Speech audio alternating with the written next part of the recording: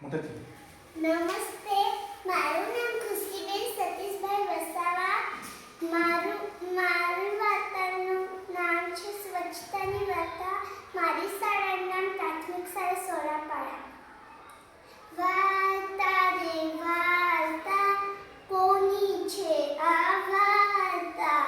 વાર્તા રે વાર્તા, ભાઈ કોની છે આ વાર્તા? આ વાર્તા છગન અને મગનની છે.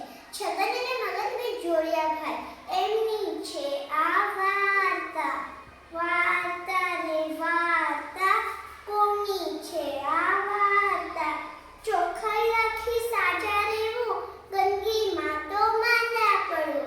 સ્વચ્છતાની વાર્તા. વાર્તા રે વાર્તા, સ્વચ્છતાની વાર્તા. સરિતાબેનને બે પુત્ર, એકનું નામ છગન અને બીજાનું નામ મગન.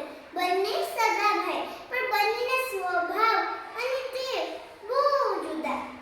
છગન ચોખ્ખાઈથી રહે, પોતાની ચીજ વસ્તુઓ વ્યવસ્થિત મૂકે. મગન તો ઘરમાં આખું અસ્ત વ્યસ્ત કરી નાખે. છગન રોજ સાબુથી જમતા પહેલા હાથ ધોએ. છગન રોજ સ્નાન કરે. મગનને ચોખ્ખાઈની ક્યાં પડી હતી? છગન આમ હાથ ધોતો ત્યારે પણ કહેતો કે હાથ સાફ કરી સાબુ અને સમય બગાડી છે. છગન મગનની વાતને ફક્ત સ્મિત કરતો. શાળાએ પર જમવાનું થાય ત્યારે છગન હાથ ધોતો અને મગનને પણ બોલાવતો, પણ મગન તો એની મસ્તીમાં દોડતો દોડતો જમવા બેસી જાય.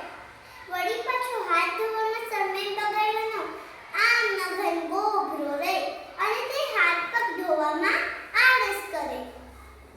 છગનને જરાય ન ગમે. શાળાએથી જતી વખતે પણ છગન મગનને સમજાવતો, સાંભળ મગન, હવે ઘરે જઈને હાથ પગ ધોજે. મગન તો એની વાત એક કાને સાંભળી બીજા કાને કાઢી નાખતો. તે બધી ચોખ્ખાઈ ક્યાં રાખે?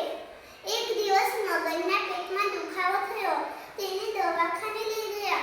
ડોક્ટરે તપાસ કરી કહ્યું, મગને હાથ ધોવાની કાળજી રાખી નથી, તેથી હાથમાંથી કીટાણુ પેટમાં રહે છે. પૂરું એક અઠવાડિયું આરામ કરવો પડશે. આ સાંભળી સરિતાબેન અને છગન ચિંતાતુર થઈ ગયા. થોડી વાર પછી છગન મગન પાસે જઈ બેઠો અને કહ્યું, ભઈલા, તું હાથ પગ ધોતી વખતે સમય બચાવવાની વાતો કરી. આજે તારી નિષ્કાળજીના લીધે તારો કેટલો બધો સમય જશે.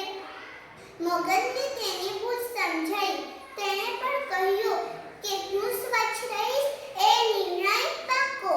આ વાર્તામાંથી એ શીખવાનું મળે છે, હું ઘરની સફાઈ કરીશ અને